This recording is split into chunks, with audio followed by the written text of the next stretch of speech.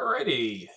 Hey everybody. Today is March 30th, 2021, and today is my first educational session that I'm doing on Twitch, and I am going to post these to my YouTube channel eventually too, so you'll be able to see them there too, and so you'll be able to watch these forever because I think this is good information and I want it to be able to become more widespread. So, yeah. So, a little bit about me is that I'm one of the top ranked players in North America, and I decided to try to use my Twitch to sort of get into a more niche market. And one of the underserved markets I thought of in terms of Scrabble strategy was the educational side. And I think we're trying to grow our community on Twitch. We're trying to get some of the Queen's Gambit bump that came from the Queen's Gambit. And so I decided to try to release educational content to the internet. So the first educational video that I've decided to put out is going to be about when to exchange. So a little bit of background for those of you that do not know. In Scrabble, you can choose to exchange at any time in the game. And basically, you just put tiles down and you just exchange, and you score 0, but you'll hopefully have better letters the next turn. So sometimes it's worth it. So I am basically going to go through some situations that I think a lot of people, including some top experts, mess up on a lot. And some of them they exchange when they shouldn't, and some of them they don't exchange when they should. And I think that both of those are, of course, a bad thing when you're trying to make the right play every turn. And so I decided that we should go over them. So first things first, we are going to talk about the general philosophy of Scrabble and the general philosophy of exchanging. So in Scrabble, we try to make the best play every turn. That should be obvious. This is a game, right? And so in a game, you have different decisions you can make, and one of them is going to be the best one. So an extremely rough estimate of what the best play is equity. So what this means is equity is the score of the play plus your leave value. And what the leave value means is it's the expected value of the score your leave will bring you on your next turn compared to what you would get with a random rack on that board. And the leave values you've probably found on the internet are very rough estimates, and they are only true in like a general sense on an average board. So they're a good place to start. And I'm going to show you guys in a minute a good place to find them. And unfortunately, they're not the greatest, but if we're trying to do a really rough guess of generally when we might consider exchanging, we're going to look at times where the best equity play is to exchange. So your best equity play might be to exchange 5 keeping EN. That gets you like 6 equity or so, right? And then your best play is like 20 points, but the leave is minus 25, and that's -5. So we're going to exchange instead. That's sort of the general guideline behind exchanging.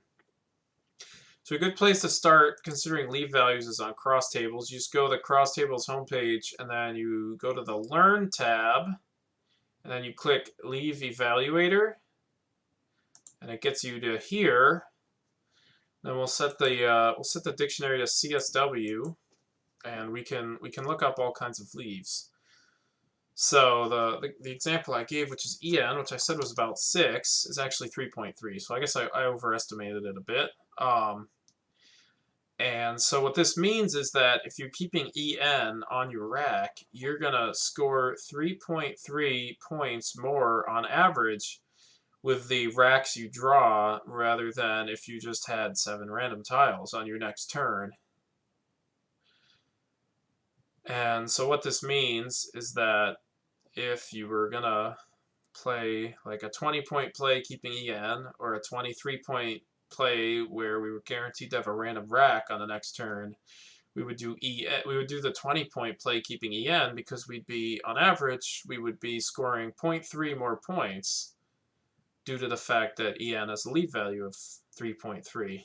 And so the leave values combined with the score of the play are generally going to provide a rough estimate of when it's a good idea to exchange. Now, it's not perfect, and we are going to run into a lot of positions where the state of the board is sort of the other big consideration, and that's a lot harder to just sort of throw a rough value on with leave values. So a lot of the equity calculation will just completely ignore it. But it is really important to consider, like, your best equity play might open up the triple, and you don't want that, so you don't do it, and you take a couple of points of sacrifice in the equity to deny your opponent the first crack at the triple word score. And so that is possible during exchanging.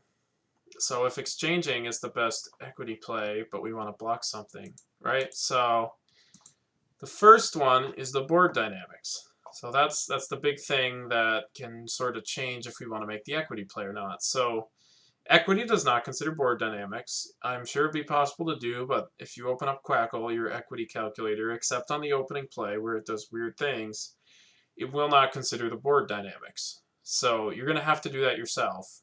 And some general guidelines are, if you open up the triple, it's going to be a few points worse in general. If you open up like a big double word double letter or double word triple letter or triple word double letter, that's, a few points. It's bad idea in general. If you open up a big S hook and your opponent probably has an S, that's a couple points bad. And then on the other hand, if you block these plays, it's a good thing because in Scrabble, Scrabble is a game that tends towards defense because your opponent will always have first crack at whatever the board looks like. And so if the board is really juicy, your opponent has first crack at it, and that's gonna be better for them than it is for you. So Scrabble in general is going to tend towards more defensive, paranoid play in that case. And so one thing I've shown is that that I've listed on here is that in general, opening short, which means not touching one of the double letter scores that are that require a 5-letter word to play with the opening star, is going to inherently be about 2 to 3 points worse than exchanging. And opening long, which is touching a double letter score, is going to be inherently about 5 points worse than exchanging if all else is equal, i.e. the equity. And the reason for this is basically because when you open short, you're giving your opponent the chance to hit 8-letter words that they might not have given their rack. In general, your opponent is going to be about 15% to bingo if they are going first and about 25% to bingo if they are going second. And so what that means is that, in general, opening short, because you're giving your opponent new letters to play through, is going to be about 2 to 3 points worse than exchanging. And then opening long also runs into issues where we're opening up the double word score. Your opponent can hit a double-double. Your opponent can hit the double. Your opponent can hit nicer parallel plays. And so that's going to be about 5 points worse than exchanging if all else is equal. So if it's already close and your best play opens something up, you should probably exchange. So I'm gonna open up Quackle now, and I'm going to show you guys an example of a time where I would exchange, even though if we just did a raw equity calculation, it looks like you should make a play. So here is Quackle, and we're going to open up the first play, which is going to be when to exchange 1. And this is the opening rack I am talking about. It is ADEEIUU, and the two major options are going to be a do here for 14, which keeps EU, and the other option is going to be to exchange 5, exchange AEIUU, and keep DE. And ignore these valuation values because Quackle does weird things on the opening play, and I'm not quite sure what they do. But the first thing we're going to do is we're going to look at the cross tables leave evaluator. So we're going to go back onto Microsoft Edge, and I'm gonna look up DE, which has a value of 3.9. And I'm gonna look up EU, which has a value of minus 6.6. So if we just look at the raw equity value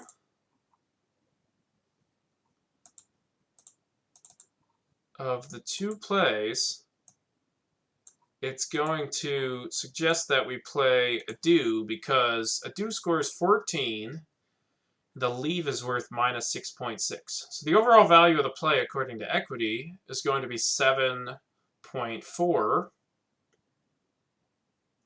The overall play of this, which scores 0, and then the equity is worth 3.6, is going to be 3.6. And so if we just went based on equity, we would play a do because a do has better equity. But remember what I said about opening long? It's inherently about 5 points worse than not opening. And a do is a particularly bad offender because the A, E, and I are all very common letters. And what this means is that they're very likely to give your opponent a spot to play an 8-letter word because they're common letters. And so a lot of your opponent's racks that are pretty bad are going to get bailed out by a do, and that's going to be bad for you. And so if you add in the 5-point adjustment for opening long, we suddenly see that a do looks to be an inferior to play to exchange AEIUU. I believe if I sim for long enough, it will show you that, but we'll have to see.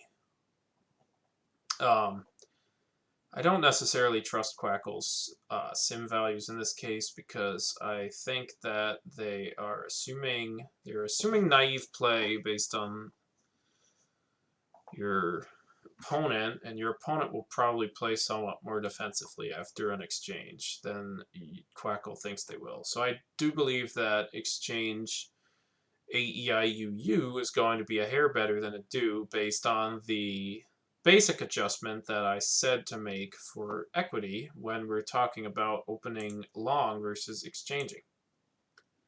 So it looks to be neck and neck, but I do believe that. Hi, Quixotic N. Thank you for following me. And Sorry Jumper and Psy out of 1 appear to have followed me since I started. Since I last streamed on Saturday night, which is cool. To those of you in the chat, feel free to ask any questions you want. Just be careful. I don't want people to post things about Scrabble strategy that are not true.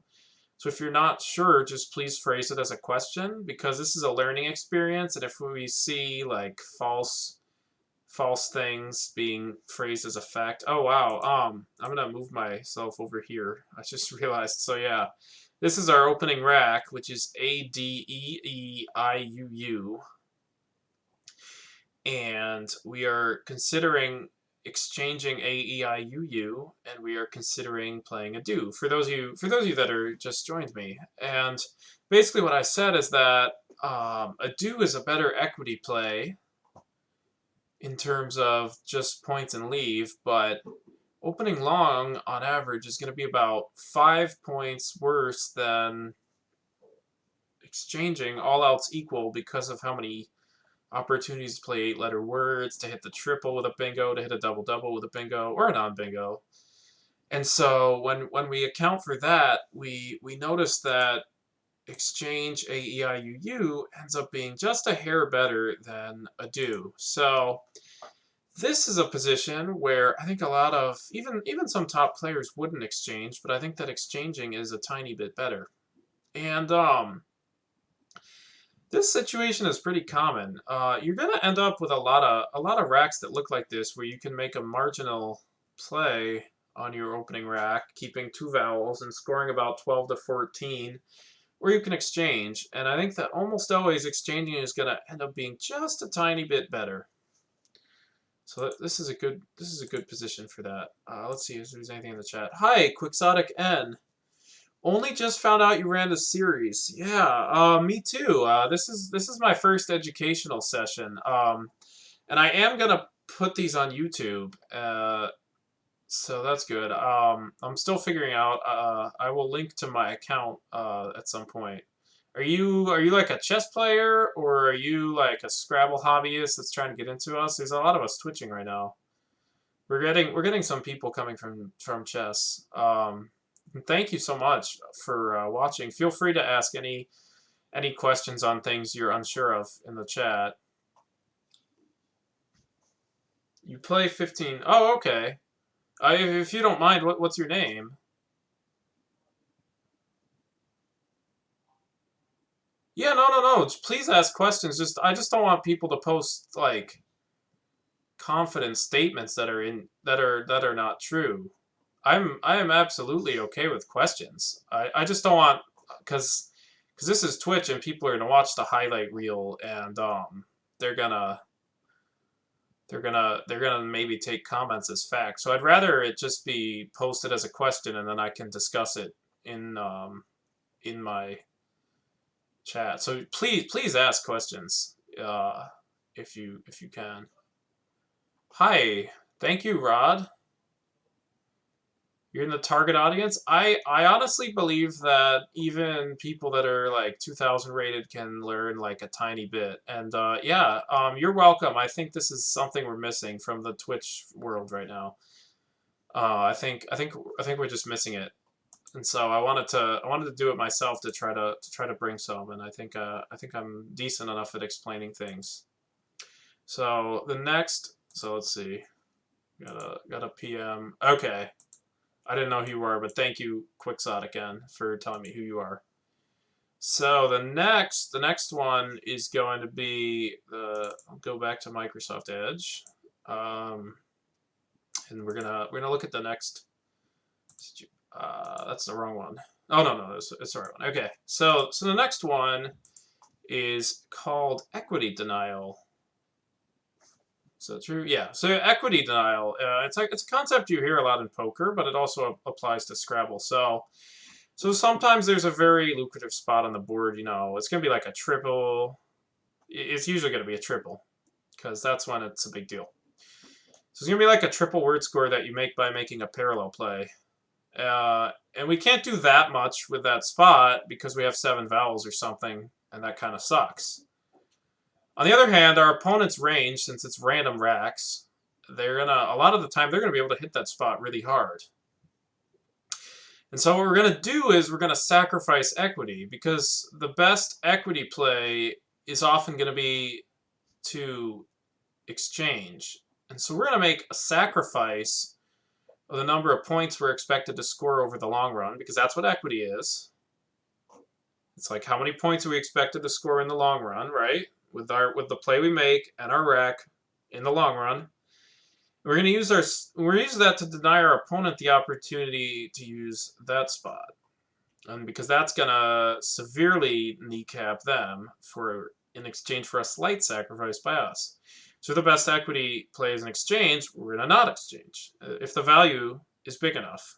And so the next position I've got planned, which I'm going to show right now. And so we're back in Quackle, and we're going to open up my next position.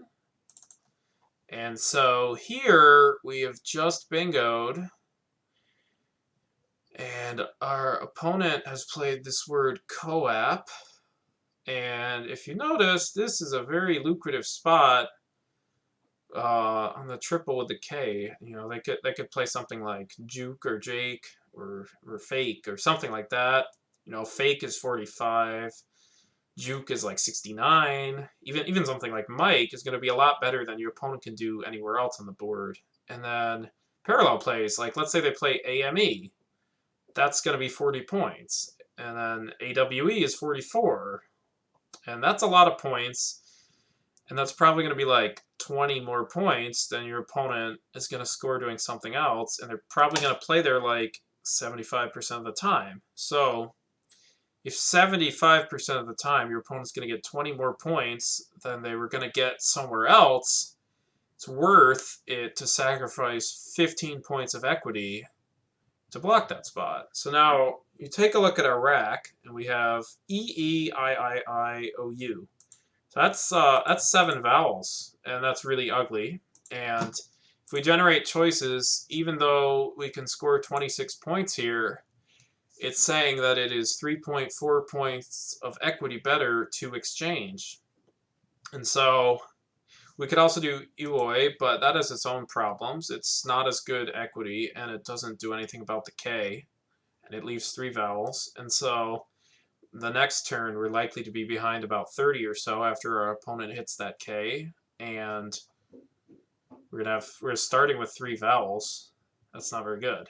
And so our options are to play OI or IO, and those are functionally the same. There's not a big difference. It doesn't really matter what you do. We can do OU, but it's marginally better to keep the U in a vacuum. And because of this Q, we really want to keep the U. So because there's a decent chance that instead of having to exchange next turn, we're actually going to hit the Q, and then we're going to reevaluate from there to see if we still have a ton of vowels, which we might not. So we'll be able to clear through 4 on our rack. So we might even be able to get bailed out by just playing OI and then hitting the Q, and then maybe we might even bingo. I mean, we'll be down to having like E, I, O or something. And that's not that bad. I mean, that's really not that bad. And so we're gonna do a sim of just exchanging, and then this Uoi play, and then OI. We're going to do a 6-ply sim, and we're just going to let it rip. And so we'll see. It looks like it's simming neck and neck with them right now, though. Quackle's seeming to like the exchange, which I'm not really sure why. I think it's because Quackle is misevaluating our odds on this board, because this board is pretty closed, and when you have a closed board, it is a little bit worse than average to be slightly behind because there's less opportunity. And Quackle uses what's called Bogo Win, which is after 6 plies, which means 6 turns. 1 turn is 1 turn, so you and your opponent playing is 2 turns. It's going to look at the total score and the number of tiles left, and it's just going to pick a number to assign, and then it's going to average those out. And so it tends to misevaluate the win percentages on a closed board, because on a closed board, having a smaller lead is still a pretty big deal because there's just less opportunity. And so I believe that OI is the type of play to undersim a little bit relative to this exchange, because we are actually taking a decent lead on a closed board. And then another thing I want to show is the details. This is a really handy tool to... Can we see the details? I'm not sure how this works. Oh shit, you can't see the details.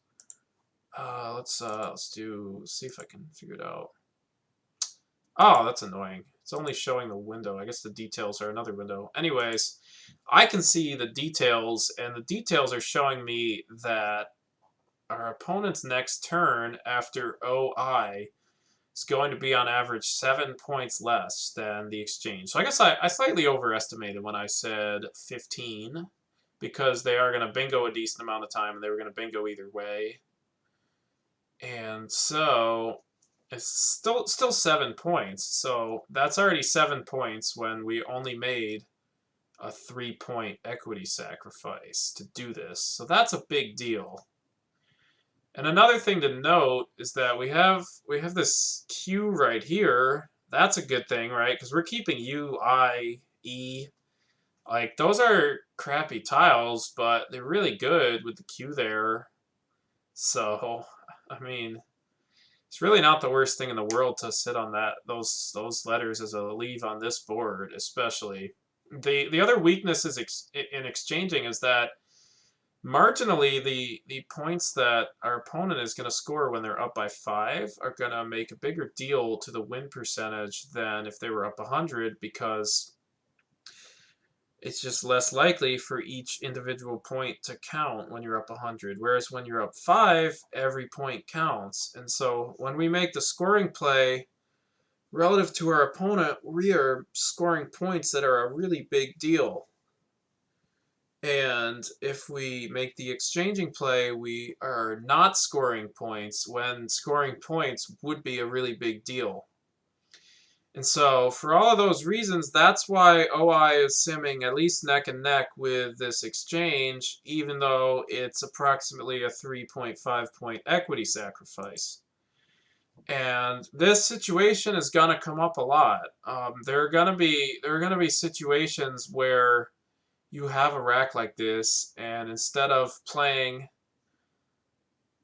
exchanging, which is a lot of people's knee-jerk reaction to having 7 vowels, you got to make the relatively ugly looking play on the triple in order to prevent your opponent from playing on the triple themselves. And I see a lot of people that just have a knee-jerk reaction to having 7 vowels. And especially on this board, that's not really that bad of a thing because we have this Q here in Talak, and we can often get a 4-letter word. Or, if we draw the S, we can play Equus. If we draw the Z, we can play Quiz. If we draw the last remaining N, we can play Quin. If we draw a D, we can play Equid. If we draw an A, we can play Quai. And if we draw an M, we can play Quim. And if we draw a T, we can play Quit. And so combined, that's like a lot of the bag. I mean, that's, I think, what, 4, 6, 8, 9, 12, 15, like 16 tiles when there's 55 unseen. And the blank we could even use. If we have 6 vowels in a blank, it's fine to dump the blank there. So that's 17 out of 62 tiles. We're drawing 2. Like, we're almost 50-50 to hit that Q. So we have both this, we have this, and so I think right here, even though we have 7 vowels and a lot of people would exchange automatically, it really doesn't make sense to. Awesome. So I guess the final results of the sim show the exchange a tiny bit ahead. I don't know, it might move around again, but for all the reasons I said, I believe that just playing OI is going to be a better play. And I guess it sims ahead now. Definitely not statistically significant. Okay, so the next situation we're going to look at, we're gonna go back to Microsoft Edge, and we are going back to the PowerPoint. So this is called relative leave values. So the first thing I'm going to talk about are how the leave values were calculated. So leave values are averages, and they were calculated when somebody, I guess the first one was with Maven, with Brian Shepard, and he basically did what's called a Monte Carlo simulation. And basically a Monte Carlo simulation, you start with any data you can to try to figure out the answer to something recursively. So in this case, if you were starting out with no knowledge of leave values, you can't start by making equity plays because there's no such thing as equity because you don't yet have leave values. And so the first step was to have Quackle simply make the highest scoring play after it played itself a bunch of times. So the way it worked was Quackle plays, or Maven when they first start out, so Quackle played itself 10 million times. And all it did was it literally just made the highest scoring play every time on every rack. It just played itself, played the highest scoring play, and then it looked back and it basically looked at every leave that it could find, and it looked at the average score that happened after that leave. And then it also looked at the average score period, and it just simply compared it. And so you kept ED. You scored on average 38. You otherwise scored 35. So ED is worth 3. Hi Benji, thanks for coming. I hope you enjoy.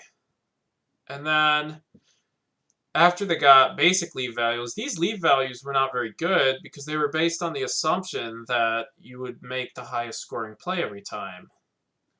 And that wouldn't work in a lot of cases. So then we now have a very rudimentary way to calculate equity with the new rudimentary leave values we have.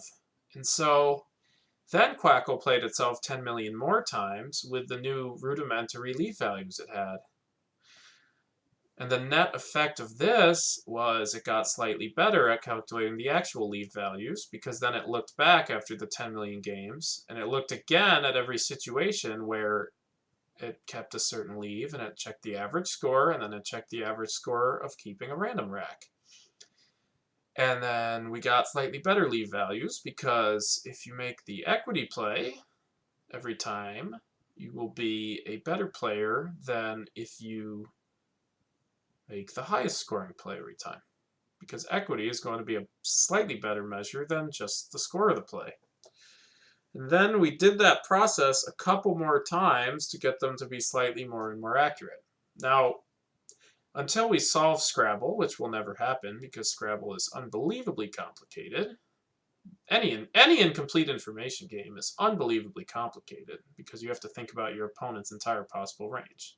So Scrabble will never be solved, which means that we will never truly know leave values. The best we can do right now is to take leave values with a grain of salt in cases where it's very obvious. For instance, the leave value that we get for the blank is generally going to be a lot higher than the actual value of the blank. And the reason for that is because when Quackle did its simulations, it was assuming that its opponent was going to always make the equity play. And the problem with that is that Scrabble is a game that naturally lends itself to playing defensively due to the fact that your opponent will always have first crack at whatever line you set up. And so, whenever you had the blank during these simulations, your opponent was always making the equity play. And oftentimes, the equity play was going to do something like open up a triple-triple in a situation where a strong human opponent would never do that. And so you were getting really good plays down with a blank that you would never be able to do in a game with a human because that was the best way to simulate.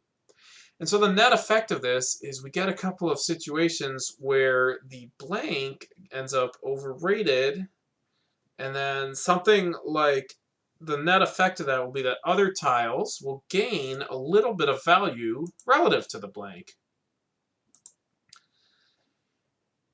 So that's what a Monte Carlo simulation is, and that is the pitfall of it. But it's important to note that the Monte Carlo simulation is basically the best we have right now, because Scrabble, as an incomplete information game, is unbelievably complicated.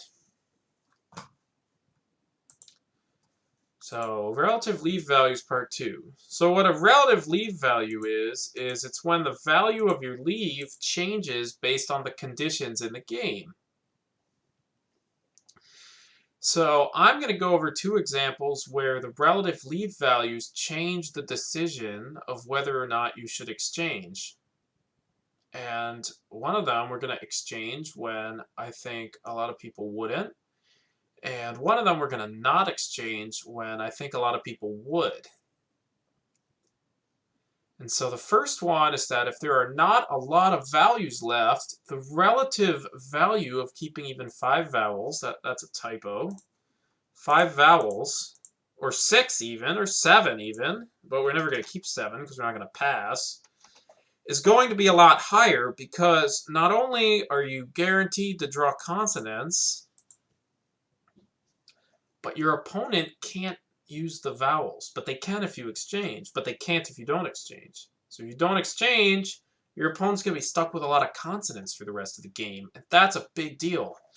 So the next position I am going to show you in just a second. Okay, so we're going to switch back to Quackle.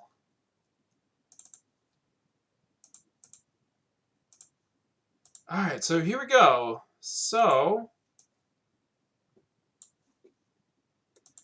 we're here, and we are down 30 points, and we have 7 vowels. And that kind of sucks, right? But once you look at the fact that there are a lot of consonants left, in fact, there's only one and then one sometimes vowel left out of 18. So there's 11 in the bag, and if we don't exchange, our opponent is only going to be able to work with one vowel for the rest of the entire game. We should easily be able to make up that deficit just solely based on the fact that our opponent can only get one good play off. Now, our odds are not great because we're behind 30. Our opponent's one play is probably going to be actually a decent scoring play. Like, they might play something like Justs or Busty or Just or I don't know. But they can actually get some good plays off. So our odds are not great. However, if we exchange, our opponent is going to have those vowels in the bag to work with, and we're basically committing ourselves to a bingo, and even that might not be enough. Because our opponent's going to be able to play off of it with some vowels, because they're going to draw some vowels. So I'm going to look at a couple of plays. I'm going to look at awa, I'm going to look at azo, and then I'm going to look at exchanging down to the e. And I guess we can try exchanging down to like 3 vowels if you think that that's better, which it might be. It's probably better than just exchanging down to the e. We're going to do a simulation. And you'll notice that exchanging ends up being a lot worse. And the reason for that is because we are suddenly, not only are we going to give our opponent the chance to get the vowels, we are scoring 0. That's the pitfall of exchanging, you know, it scores 0, and that's really not a good thing. So in this position, we can see that awa, which not only scores decently given our rack, it blocks this lane for the most part, so our opponent can't get something like Justs down, or Fusty, or something like that. And we score, and we are guaranteed to draw at least one consonant. If we draw the U, that's actually a good thing, because it means our opponent's going to not be able to work with a single vowel except the sometimes Y for the rest of the entire game. And yeah, I mean, look at it. Like, we're doing a 12-point play. We're keeping 5 vowels, and it's claiming our leave is worth 20 points, even though we're literally keeping A, E, I, O, U. It's like, it's a massive deal. Is Azo better because it saves an extra vowel? So the reason why I don't like Azo is because we don't need that 6th vowel. Like, we have 6. There's 11 in the bag. So we're going to drop the bag down to 9. So after awa, we drop the bag down to 9. So we're probably going to get 3 more turns. We can doing 3 turns with 5 vowels, that's enough. Right, so, and then awa also has the advantage of blocking some of your opponent's plays, because a lot of their good plays are going to be like Justs, Busty, Fusty, you know, and then they can't play those. And then if our opponent plays something like, I don't know, Sink or something, we're going to hit this spot a lot harder than them. Like, yeah, they could play like Fuck right here or something, but it's a lot more likely we can just smash this spot, and then our opponent's not going to have any vowels. So, yeah. And so the important thing to note here is that the relative value of keeping 5 vowels is 20 points, even though it's A, E, I, O, U. It's one of every always vowel. And I think a lot of people mess this up. They sort of they remember looking through Crosstable's leave evaluator. They know that keeping 5 vowels is a bad thing, and they just forget that the unseen tile pool has one. In this case, it has 1 vowel. And so, yeah, Azo is a decent thing worth considering, but we don't actually need all those vowels. We're not the one being short. You know, if there were 30 tiles left and there was this many consonants in the bag, then yeah, you would consider Azo, but we're probably going to get 3 more plays after this. So I don't think we need it. We might slow play. slow play in the end game because our opponent will be dropping one tile at a time. So, but even then, I think we have enough vowels to do that. I mean, a lot of it is that we're gonna eventually make a setup with something that we draw, like maybe the F, and then we're gonna play over here, which our opponent won't be able to do because they don't have any vowels. That's the path to victory. That's gonna happen a lot of the time in a game like this. Like we can play out a dummy game. So here our opponent has this. They can't do much, so they just play naff. And then we have this, and we're gonna not do that. We're gonna actually this C's not the best thing to draw because we can't do a setup. So we're actually gonna end up doing something like I don't know, Azo or something, and just to bide our time, right? And then our opponent still has all consonants, so you're gonna have to. They're gonna be stuck. They're probably not gonna do that because it sets up a lot. So they're gonna do something like this. And then now is when we're going to strike with something like this, because we can play something starting with like OC if it exists, or we might do this, which sets up like OSE. Actually, the Y isn't the best tile to strike there, so we might end up doing something else. Like we do, yeah, we're not going to do that. Right, we will probably, let's see, what's the best way? Yeah, we'll probably do this. Now our opponent hits the vowel, so they can hit just. So it looks like we're actually not going to win this time, but we might actually be able to pull it off from here. Yeah, see, we ended up hitting a bingo this time, but we'll try another dummy game from the point of playing Awa just to illustrate the points. We'll give our opponent some random letters. So do like BDJKNRY.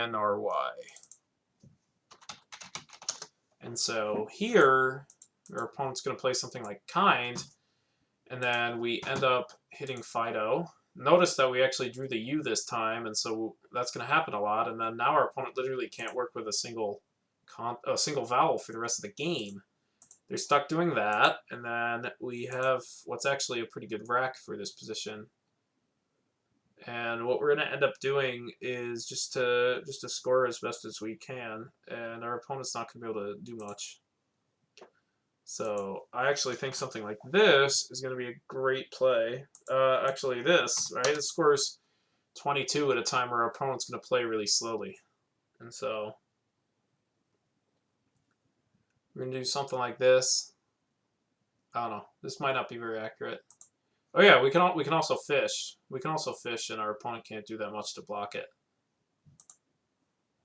There is a K. Yeah, there's a K. That's why it wasn't the best example. If we had drawn the B or the F in the hypothetical universe, I'll show you. We'll go back to the we'll go back to this default rack, and then we will pretend that we drew a D. So our opponent is going to play NAF again, but this time we will have drawn the D, and then we're going to play Da, or maybe DI, and then our opponent doesn't have anything, and so they just do something like that. They're probably not going to do that because they're scared of the J. Right, so they're not going to do that, so they might do that. Maybe not, I don't know. I wouldn't be surprised if they do something like that because they're scared of all the J plays. So they do that, and then we can just play like Octa or something. And then suddenly we're in the lead, and our opponent still only has one vowel to work with, right? So, yeah, we could play takeout in this instance, but we can also pretend we don't have that. Like we can get like a Y out, right?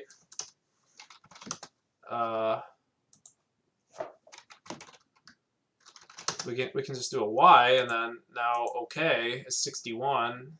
And then you might notice that our opponent can do something like this, right? They do BYS, we can hook it, and then that's also good, right? We can just drop the A. If we didn't have takeout, we could just do that. And then if our opponent is wise to that and does something like Snai, now, even if we don't have takeout, we are now sitting on, we're only down 31, and we can do things like this, which we can do something like out eat, which, I don't know, this probably won't even show it, but yeah, this is only considering takeout because if something is significantly better equity, it will only look at that. This one is going a little slower, so it might consider out eat just to show you the win percentage. Hi, Josh. Thank you for rating me. Thank you a lot. Awesome. Shalom, Gabby. Thank you very much for... Yeah, so I guess it doesn't work in this case, but basically we are actually going to be able to come back a lot of the time with Awa and plays like this. Like, we might draw a bingo, and then we can pretend that we do something other than takeout just to prove a point. We can give ourselves, like, if we draw the J, you know, we can place things like jouked, and we are actually doing pretty well.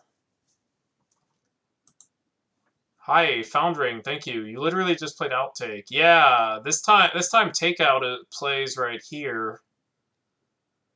So for those of you that just got here because of the raid, what we're looking at is the fact that we're studying relative leave values right now. And so, yeah, I'm just going to show you. We are... Okay, anyways, I'm just going to show you that this was the original position, and what I'm basically showing is that we have a lot better of a chance of winning if we make a 12-point play that keeps 5 vowels. And yeah, so we actually have decent odds. That's what I'm showing you. So what I'm showing is that we make a play like Awa, and even though it scores 12 and keeps 5 vowels, it's going to end up simulating way better than the exchanges. So we're going to show exchange AAOU, and we'll show AZO. And if we sim it, we notice that AZO is simming way ahead. AZO or Awa, they're both simming way ahead of this exchange. And the reason for that is because of the relative leave value. So a relative leave value is basically accounting for the fact that leave values are an average. In this case, due to the tiles that are remaining, which if you can't read are BCC, DFF, JK, NN, RR, SS, TTUY, we only have one always vowel and one sometimes vowel. The Truth Main, thank you for the follow. And so the relative value, Foundering, thank you for the follow. The relative value of keeping 5 vowels is going to go up. In fact, if you look at this valuation, which is 34, it's actually worth 22 points to keep AEIOU. And these situations are not super common because SPT2442, thank you for the follow. And these situations are not like super common because it's not that likely that the vowel consonant ratio is going to be this far off. But if we added 2 or 3 vowels, this effect would still be there, albeit a little smaller. We've got some random symbols, and I don't know how to pronounce that, but thank you for the follow. Cool. So then the next version of relative leave values that I'm going to talk about, and then I'm going to show a game. Any reason for AUE hooking mag? What are you talking about? Where? Oh, AUE and mage?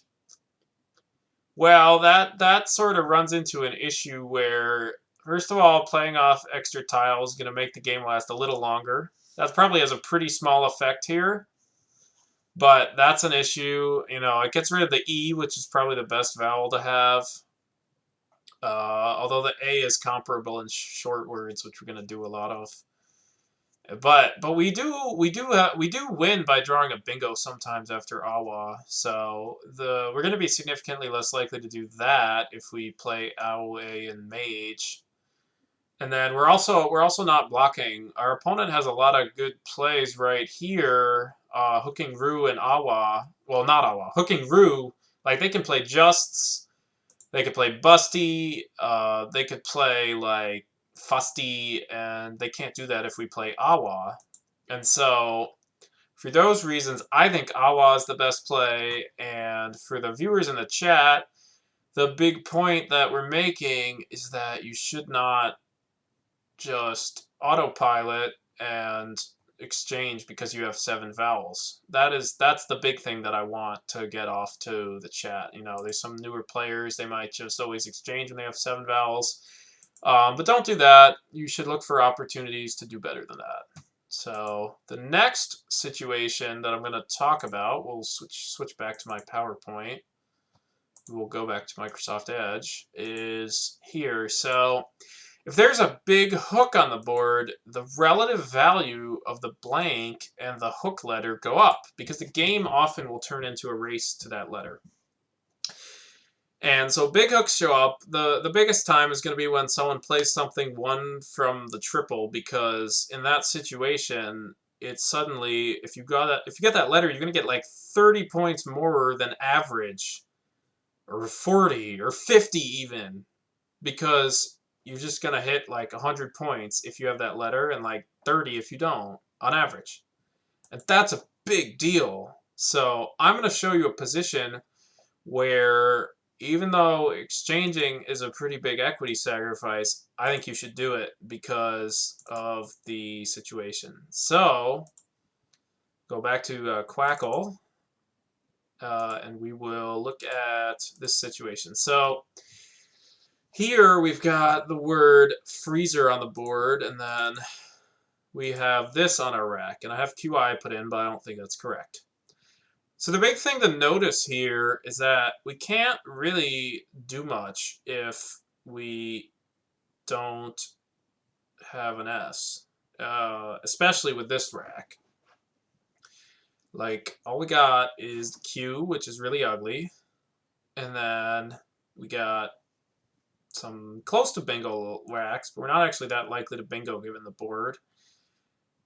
And so our options are basically QI, and then the option I think is interesting is exchanging 7. You'll notice that every blank in S is still out, and our opponent has missed. And not only that, I don't know. This isn't the best example because, unfortunately, I picked an example where our opponent just played off 6. So we will pretend that this didn't happen, actually. We will have our opponent play something else. We'll have our opponent play QI and refi. And then we will change our rack to this. So you'll notice, oh shit. Let's pick a better example. So here you'll notice, there we go. This is a good example. Yeah, that was the problem. That would have been a good play. That's why. So I'm giving a better example. My initial example was pretty bad, but here we can make a 9-point play that keeps 2 vowels, which is really ugly. And we're behind, and this sets up a hook we don't have because it takes a front B. Or it could do this 8-point play, which doesn't set up the hook, but it runs into the same problems. It blocks a lane that we kind of need because we're behind. We can make this ugly play that's better than exchanging according to equity. But my idea is we're going to just exchange 7. The reason for this is that the relative value of the S and the blank are going way up because of freezers. And that means that the relative value of everything else has to go down because Scrabble, the leaves are a zero-sum game. Because what the leaves mean is it's how much you're going to score relative to the average. And so since there is an average, some have to be below and some have to be above. And that means that it's zero-sum, which means that since the value of the S and the blank have gone way up on this board, that means that the value of everything else has to go down. Yeah, it takes the F too. A 30-point play using 2 or 3 tiles is probably worse than -7. What are you referring to, WTF Jew? Yeah. Yes, and the reason, yes, I think you're right. And the reason for that is because if your opponent gets freezers at all, and they're decently likely to, I mean, you're basically just screwed. You're already behind 55 here. Your opponent's going to score like 100 here. So we need to be the one that hits this spot. Exchanging 7 is the only way to turn over 7 tiles. And in this specific situation, turnover is a very good thing because the relative value of every tile, except for the S and blank, is probably negative by a huge margin. So we're going to simulate this and see what happens. And I'm pretty sure exchange 7 is going to be way ahead. And so, for those of you that just joined us, the big point that I'm making is about relative leave values. And what a relative leave value is we're accounting for the fact that leave values are averages. And depending on what the board looks like, they can mean very different things. And so in this case, what I'm showing is that turnover is extremely important because we have 7 tiles that are not an S or a blank, and we can't score very many points doing anything else. And so what we're going to do is we're going to exchange 7, and we're going to try to play a word using freezers. And unfortunately, I don't agree with the sim, and the reason for that is basically has to do with the way Bogo Win is calculated. And so Quackle's looking at a lot of situations where neither of us hit freezers. And well, the big issue is that Quackle's assuming we're not going to keep making exchanges like this. If we keep making exchanges like this, we're pretty likely to beat our opponent to an S, and we'll get back into the game. It should be noted that for this same reason, our opponent playing Auk on this turn is probably a mistake, since they should probably do what we were just doing. And then here, yeah, I don't agree with the sim. I think something happened to it. So yeah. The big thing to take away is that the relative leave value of anything other than an S and a blank here is really low. You'll also notice that it's going to be pretty hard. If our opponent has an S, they're going to use this spot, which means that if they don't have an S, they can't really block this. They can do something like this, but even if they put down like DOC, it's not impossible to use this spot, and so we're gonna have a massive advantage. We're gonna be a pretty heavy favorite actually if we hit, because let's go down a rabbit hole. You know, our opponent has this, but they actually don't, because I'm making an example, right? So they play pointy. We draw the S, and then we're gonna play jurist, and then this is probably a a weird example because we drew the J, but we will pretend we didn't.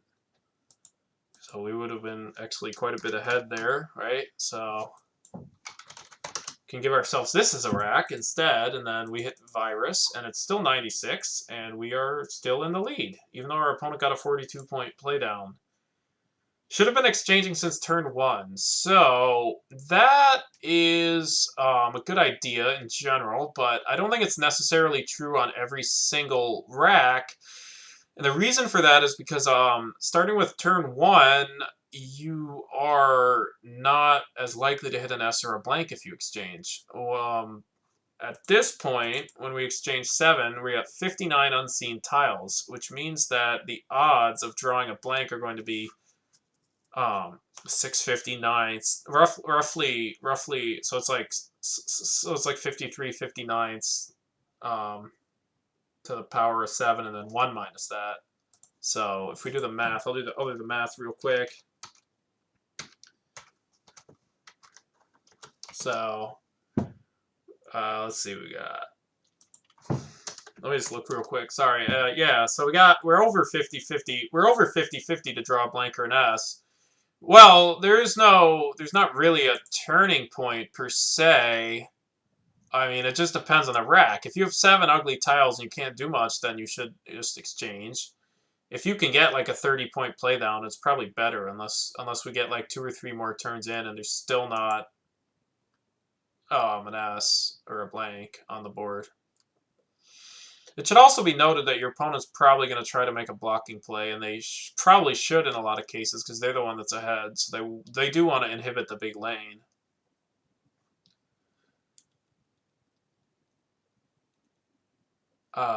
But yeah, that's basically this position. This probably isn't that likely to show up in this case. Not every player is even going to open with freezer like this, and I'm not 100% convinced it's correct when you could double the F instead of the Z.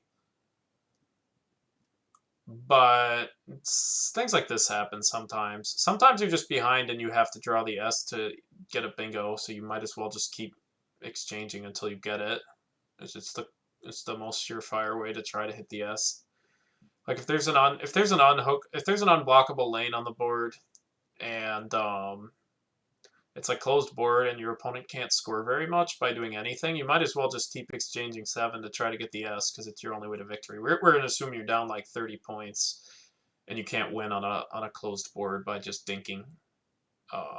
Always open the freezer, yeah. I'm not convinced. I am convinced that when you have a bunch of 1-pointers in a Z and you can double either a 1-pointer or a Z, that you should just go for it. But if you could double the F or the Z, I don't really know. I think it might be correct in a lot of cases to just double the F and take the low variance route because, yeah, at that point you're only sacrificing 12 points. Awesome. So then I'm going to show the last situation on when to exchange that I've prepared. And that's going to be about exchanging 1 on your first turn. And so, yeah, so there's a little bit of game theory involved in this situation. And basically, for those of you that are new, we talked about how opening short is inherently about 2 to 3 points worse than exchanging, and opening long is inherently about 5 points worse than exchanging, with all else being equal. The reason for this is because you're giving your opponent shots to play 8-letter words when they have a rack that has no 7-letter words but has 8-letter words. And you're also giving your opponent a chance to play double doubles, play the triple, make some nice parallel plays. And so it's going to end up being inherently a bit worse. And this is only amplified after an exchange 1. Bye, Josh. Thank you so much for the raid. It's really upped my viewer count.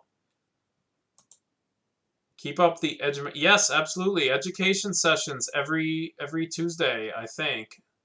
Yeah, education sessions every Tuesday from now on. I think Tuesday at 7 p.m. is fine. Okay, so anyways, this is amplified after an exchange 1. And the reason for that is because your opponent is going to have even more racks that make no 7s but make 8s because their racks are tending towards good racks. And there's a lot of good racks that don't make a 7 but make an 8. And so if we're the person that is going to react to an exchange 1, we're going to sacrifice a lot of our own equity to mess up our opponent. And oftentimes it's only worth it to make a 30-plus point play, or maybe a play like Zag for 26, because that might be worth it because there's only 3 floaters and we're scoring 26. But turns out that a lot of marginal plays, like 16-point plays, are going to end up not being worth it after an exchange 1 because of just how many 8s our opponent is going to have on racks where they don't have a 7. And so if we go back to the perspective of the person who's doing the exchange 1, we are going to use this fact to exchange 1 pretty widely. In fact, if you can get a decent number of racks that hit 7s but no 8s for in case your opponent opens, you can actually exchange 1 if you don't have anything productive to do. You can exchange 1 with racks that only draw bingo like a third of the time. The reason for that is because if you whiff and your opponent exchanges, you can exchange again. If you whiff and your opponent plays, you might have an 8. And those are both, if your opponent makes a 16-point play and you have an 8, you have a huge advantage over them, relative to if you just made like a 20-point play on your opening play. If your opponent exchanges, you can exchange again. You're the one who started pretty close to a bingo. You might have a better rack to exchange down to because of what you drew. You might hit a bingo. If you get your opponent to exchange and then you hit a bingo, you're starting off with a massive advantage. And so all these things are a very good thing. And so we're going to exchange one on our opening rack quite a bit. And so here's the example I've given you in Quackle. And I'm going to open it up. And we're going to look at when to exchange 6. So, shit. Shit. Okay. It doesn't really matter. It's on the opening play, so I don't need to set anything up or anything. So this was the rack. So we got let's see, can we see it? Okay. So this is our opening rack, and we got we're one tile away from all kinds of stuff, and so our options are to play Vitro, which is the best equity play. And then Vireo is also pretty good. I mean, Vitro is better. But I like exchanging the V. The reason I like exchanging the V is that I'm going to bingo a lot. And also, my opponent is going to have to make a sacrifice in order to prevent some of my bingos. And that sacrifice your opponent makes is part of your equity. That's going to make up a lot of this difference in valuation because your opponent's not going to make massive sacrifices after Vitro. And so if we sim this, you can see that exchange V is actually looking better by a pretty massive... Oh, well, it's gonna... The cream will rise to the top. I'm confident. I simmed this before. So, yeah. So we're gonna look it up, and this is also not accounting for the times that our opponent exchanges and then we exchange again. Yeah, so back to exchange V being on top. So the important thing to note here is that if we could find a good rack to do it, we can abuse the fact that our opponent is going to exchange a lot, and we can try to also exchange one, keeping things like... Yeah, that is a good point. I think most of the people watching this stream could find everything with EINORT. Hi, who are you, SPT2442? Are you a tournament player? And thank you for saying thank you for the education stream. There's going to be a lot more of these. I'm going to do it every Tuesday. And I'm also going to put this on YouTube. Yeah, decisions are definitely relative to word knowledge. That's true. Yeah, you're good enough to exchange V here. I mean, if you're like a complete beginner, yeah. I mean, you're probably not going to realize that Vitro is even a word, so you might play like voter. But I mean, I'm good enough to exchange the V. I think most people. I mean, it's high prop stuff. I think most people watching this are good enough to exchange the V and have it be a good idea.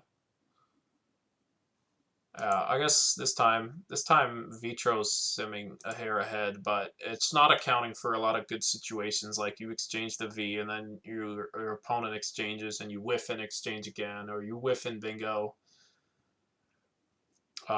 It's finding situations after Vitro that are also probably not realistic. And so another interesting situation is that after a play like... I don't know. It might be hard to even create a rack where this is doable, but let's say we had this, and let's pretend that Zigan is not a word. So our options become exchange this, and then Zig, and then exchange I. We're gonna notice that exchange I is already gonna sim pretty well. And what you're missing is that your opponent is going to exchange a lot because you exchanged one, We're basically abusing this fact to try to hit, because we're pretending Zigan is not a word, because this is the best example I can come up with. Actually, Kenji used this example, so I want to give credit to him, and he was talking about TWL, where Zigan is not a word.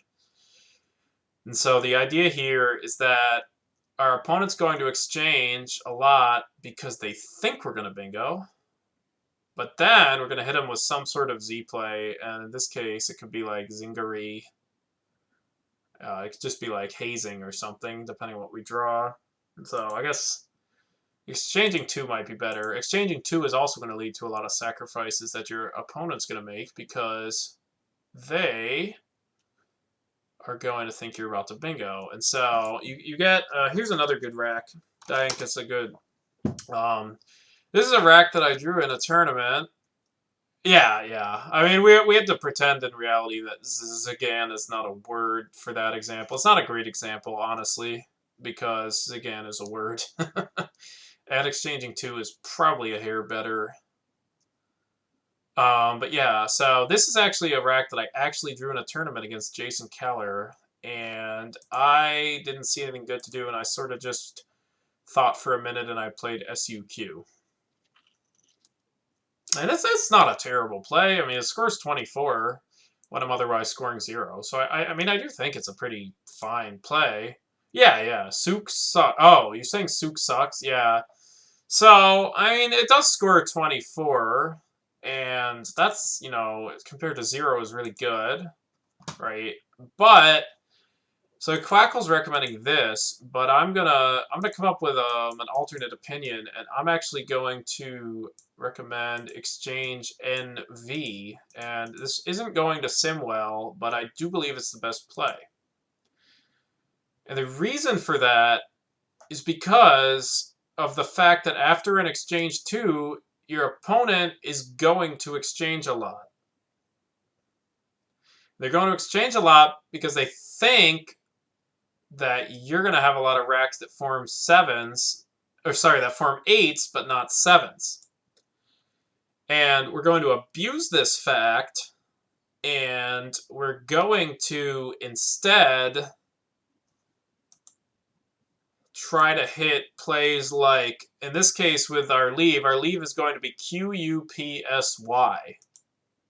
And with QUPSY, we can hit QUAYS, keys, QUEYS, quays, QUIPS, quips, QUOPS, and that's AEIO.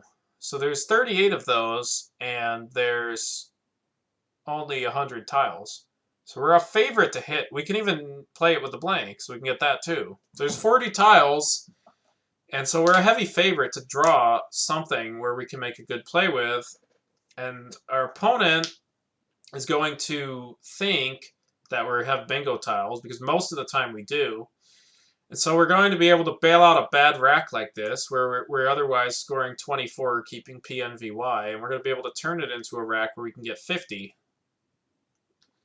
And this is a game theory term called keeping a balanced range. If you're playing, if you come from the poker world, you're gonna bet, you're gonna check raise, you're gonna do stuff like that with good hands, and you're also gonna do stuff like that with like flush draws.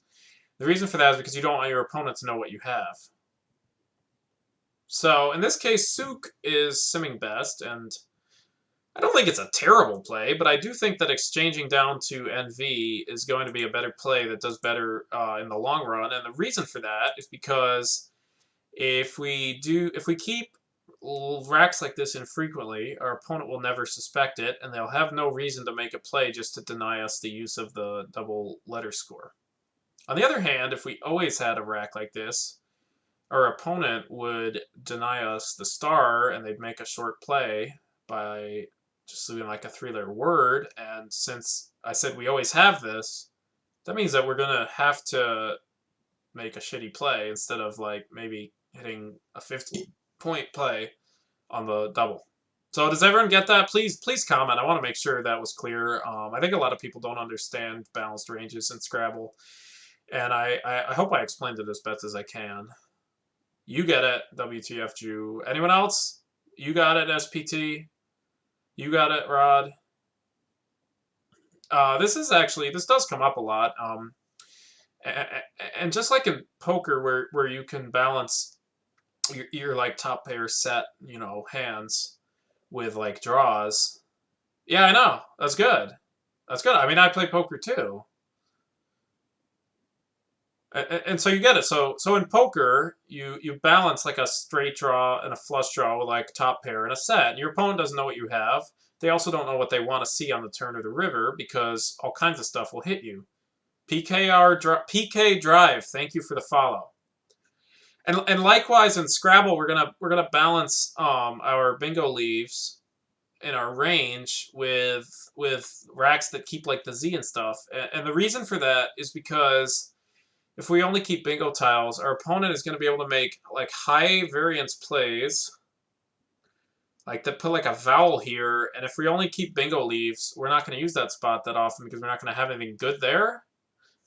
And then our opponent can use that as a setup, and that's an exploit because we don't keep like the Z often enough. Whereas if we keep the Z sometimes, we're gonna be able to hit that hard ourselves if our opponent opens up the triple thinking we'll bingo elsewhere and they can use it. And so it's going to be important to balance our range by making sure that our opponent doesn't know what we have. And so to those of you that don't know, a range is basically the collection of all the different racks you can have. And if our range is not balanced, we can be exploited. For instance, if we're always keeping bingo tiles somewhere, our opponent can open up the triple and use it as a setup for themselves, thinking that we'll bingo elsewhere. So it's important that in all possible situations, or most possible situations, sometimes trying to balance just isn't worth it. So it's important in these types of situations that we try to keep different things. Our range has to be diverse, which means that we have different things that hit different things. For instance, in poker, if you have a straight draw, you can hit the cards where the straight gets there. If you have a flush draw, you hit when the third of it comes. But if you have top pair or a set or something like that, you hit when a brick comes. And a brick is this strategy only good against players like Kenji? Well, I don't think so. The good thing about having a balanced range is that it's game theory optimal, which means you can't be exploited. And I don't know. I think I'm good enough to exploit people. I think other top players are good enough to exploit people. And also,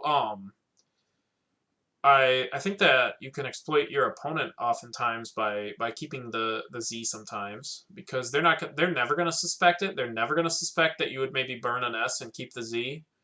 Like a lot of people are only going to think that your opponent like a lot of people are going to think you have bingo tiles, and I think people are good enough to think that if you're keeping bingo tiles, they can open up a triple safely. Right? So I think you can exploit by keeping the Z sometimes in weird situations. And then you can slam it on the triple. Does that make sense, Erickson?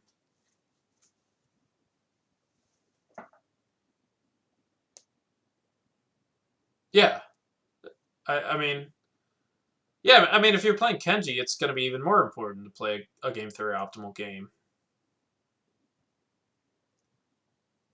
But I do think I mean I do think it's important because I think I mean I think that keeping high point tiles is an exploit to the current people in Scrabble that will always suspect you of bingo tiles, because the other thing is that if you're making a fishing play, your opponent will try to block the board, and high point tiles gain in value relative to bingo tiles on a closed board.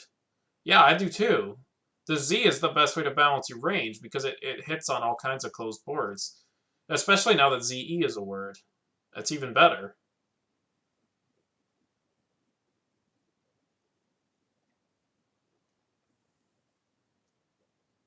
All right, so this concludes my first educational session, and then a couple of announcements. So on Thursday night, I'm going to do Ultra Blitz playing just for fun. I'll play anyone in the chat. I think it'll be fun. Oh wait, actually this Thursday I think I'm going to play David Aldar. Let me check. Yeah, so I made it just barely to the qualifier in the Coco, the Blitz Champs event. Who is David Aldar? So David Aldar is another poker player, and he is an Australian Scrabble player, and he's pretty good. He was a world champion at some point, and so yeah, he's a nub, but I mean he's probably a little better than me. So I'm just gonna show you so yeah, I just checked, and so yeah, this Thursday, instead of doing the just chatting, I am going to play on David Aldar in Blitz Champs, and it's gonna be a 9-game match. It'll be about an hour to an hour and a half long. Yeah, thank you for watching, Quixotic N. But quick, before you leave, before anybody leaves, can we comment some topics you want me to make videos on? Because this was sort of the first thing I could come up with that I think I could get to everybody with. Because I do think even the top experts watching could probably have learned something. Notable job. Thank you, Tim. I hope you learned something. Unfortunately, the first half of it or so, I didn't have that many viewers because Josh was still streaming. When to fish? That's a good one. I could do that. Anybody else?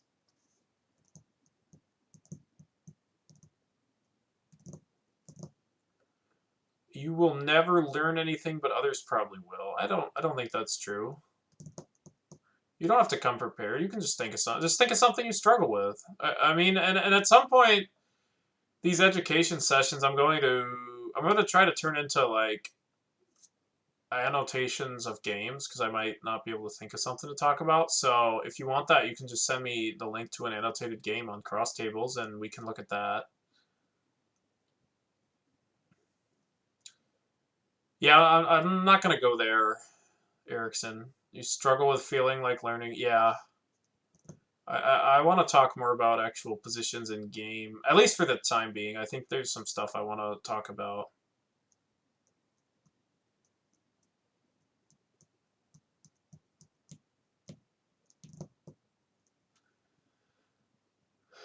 Do you have another idea? Like you're incapable of learn. I again, Tim. I don't necessarily think that's true.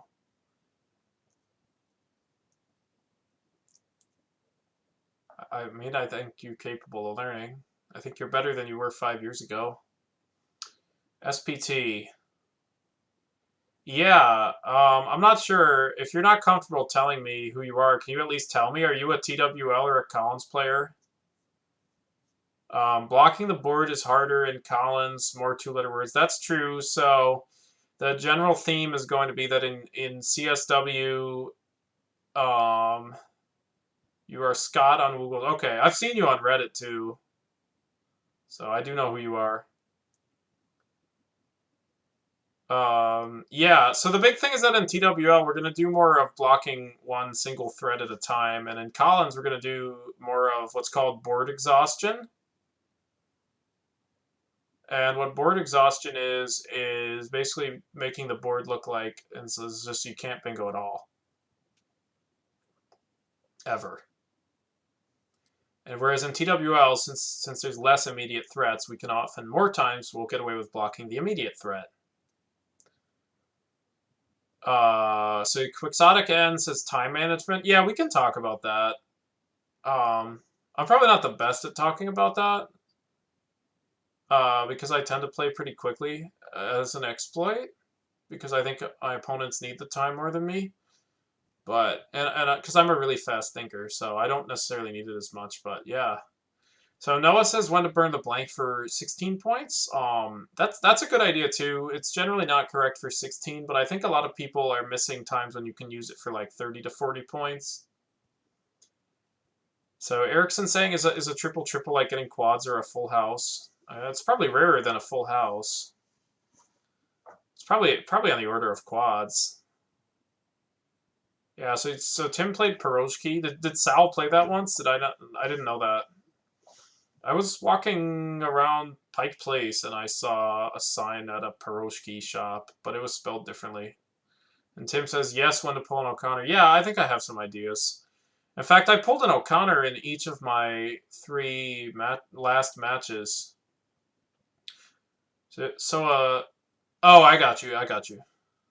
Yeah, Piroshki. So a 200.33 by 3. Yeah, that's probably about correct. 200 is on the order of a straight flush, and 300 is on the order of a royal flush.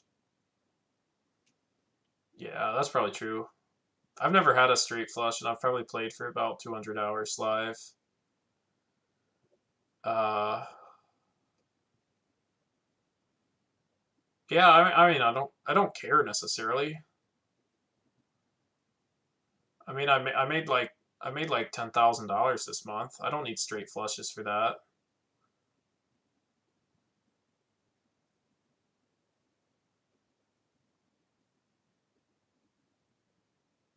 We play Omaha 8. Yeah, it's gonna be a lot easier to get it there.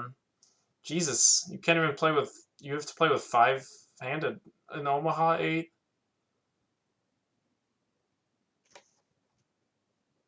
You don't know how many straight flushes you have? Yeah, well, you've probably had more than me since I've never had one. I mean, I don't care.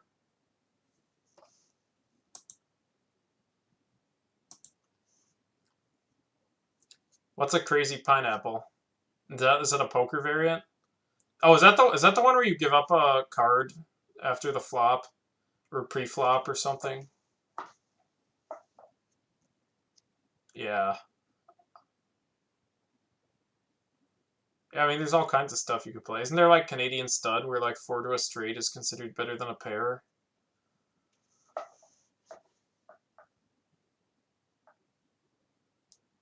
Yeah. All right. So this is, I guess, it's gonna be last call for topics to make a. What do I play and what site? I don't play online. It's a felony here. I only play like no. Well, it's spread limit here because I live in Washington State, and it's yeah. You can only bet 300 at a time, so it does affect the 3-5 game that I've been playing in.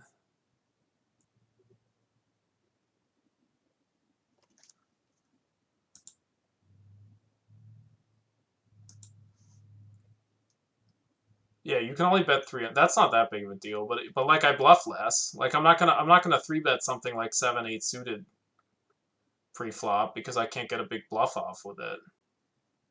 So I limit myself to like 10-9 suited if I'm gonna three bet.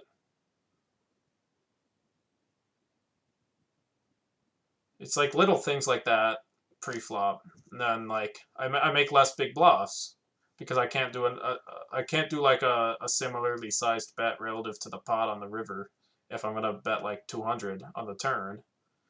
Because if that 200 is like 2/3 of the pot, then the pot is 700. I can only bet 300 on the river.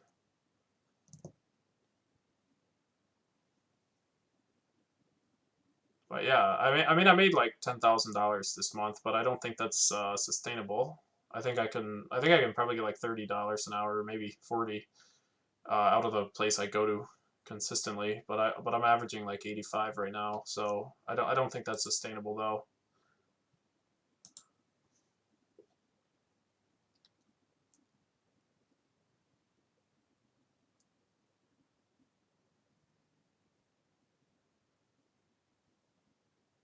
All right, all right. Any last requests for uh, for video topics?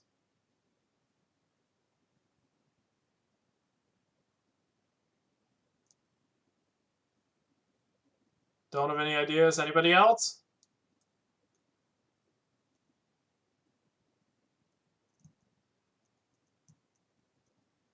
Managing volatility from huge deficits? That sounds kind of cool. I think it'd be cool to look at it at any score, like close game, slight lead, big deficit.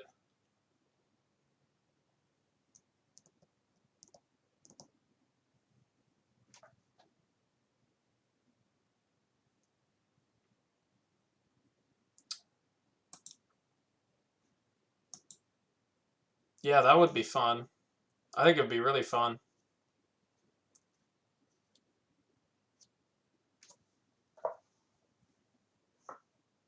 Alrighty, well, have a nice night, everybody. And then I guess 7 p.m. my time, which is 10 p.m. Eastern, on Thursday is going to be my match with David Aldar, which is going to be fun. I hope everybody can sign in. And then every Tuesday from now on is going to be an education session, which I think is going to be really fun. Good night and good luck with Blitz. Thank you very much, Quixotic. All right, bye. Good luck on Thursday. Thank you.